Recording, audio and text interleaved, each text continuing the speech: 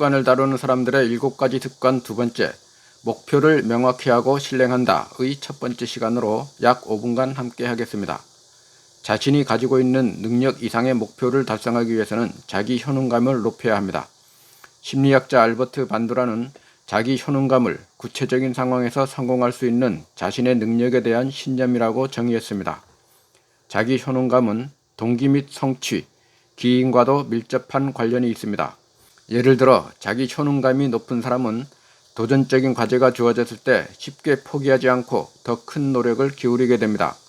그리고 실패했을 경우에도 원인을 노력이나 능력의 부족보다는 외부의 상황으로 기인하는 경향이 높게 나타납니다. 반대로 자기 효능감이 낮은 사람의 경우 어려운 과제에 대해서 쉽게 포기하거나 도전하지 않으려는 성향이 높으며 원하는 결과를 얻지 못했을 때 그 원인을 자신의 능력이나 노력 부족인 내부 상황으로 기인하는 성향이 있습니다. 자기 효능감을 높이기 위해서는 모든 일에 있어서 긍정적인 시각으로 보는 마음을 유지해야 합니다. 업무 수행에서 잘못된 경우에도 자신의 능력이나 노력 부족보다는 외부 상황과 함께 고려해 판단해 볼 수 있는 의식적인 노력을 하도록 해야 합니다. 애덤 그랜트는 오리지널스, 어떻게 순응하지 않는 사람들이 세상을 움직이는가에서 벤저민 플랭클린, 아인슈타인, 스티브 잡스 등 시대의 흐름을 바꾼 사람들에게는 3가지 공통점이 있다고 말했습니다. 첫째, 호기심이 많고, 둘째, 대세에 순응하지 않고 반항적이며, 셋째, 위계질서에 맞설 만큼 잔인하게 정직해서 위험을 무릅쓰고 자기 신념을 관찰한다는 것입니다. 이러한 흐름을 바꾼 사례가 한국 축구 국가대표팀에서 확인되었습니다. 2002 한일 월드컵 출전을 위한 한국 축구 국가대표팀 감독으로 네덜란드의 거스 히딩크 감독이 선임되었습니다. 히딩크 감독은 1년 6개월 만에 한국 축구를 역사상 처음으로 월드컵 4강에 진출시켰습니다. 이전까지 한국 축구는 정신력과 체력이 강하고 기술력이 떨어진다고 평가하고 있었습니다. 그래서 대표팀 감독 선정 기준에 선진 축구의 기술을 전수해 줄 수 있는 감독을 요구했습니다. 하지만 히딩크는 감독에 선임되고 나서 한국 축구의 문제점을 기술이 아닌 정신력과 체력이라고 했습니다.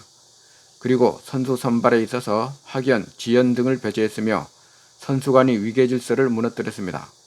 선임이든 나이 어린 선수든 경기 중에는 반말을 허용하며 조화를 요구했습니다. 이러한 히딩크의 강력한 조치가 가능한 것은 감독 선임 전 사전에 약속받고 수락한 때문이었습니다. 대표팀은 선진국들의 축구 대표팀과 평가전을 거치면서 5대0 스코어로 패배하기도 했습니다. 국내 유명 지도자들의 비난과 국민의 원성이 심했으나 히딩크는 꿈쩍하지 않고 자신의 뜻대로 실행했습니다. 월드컵 본선 직전까지 훈련의 중점은 상대팀보다 한 발 더 뛰면서 팀의 빈 곳을 채워주는 것이었습니다. 지치지 않는 체력으로 끊임없이 상대 선수를 압박하며 괴롭히도록 했던 것입니다. 이러한 전략은 세계 최고의 선수들을 끝까지 달라붙어 상대가 기술을 사용하지 못하도록 무력화시켰습니다. 이와 같은 히딩크의 명확한 분석과 훈련 전략은 월드컵 16강의 꿈을 넘어 4강의 신화를 남기게 되었습니다. 한국인은 학연, 지연, 혈연 등이 관계로 엮이는 것을 좋아합니다. 그래서 스포츠계에서 선수를 뽑을 때 동등한 실력이거나 조금 떨어지더라도 학연 등 연고가 있는 선수를 뽑았던 것입니다. 그렇다 보니 위계질서에 잡혀 선배의 실수에 대해서는 눈 감는 경우가 생기게 됩니다. 이러한 외부로 드러나지 않는 오류를 히딩크가 파고든 것입니다.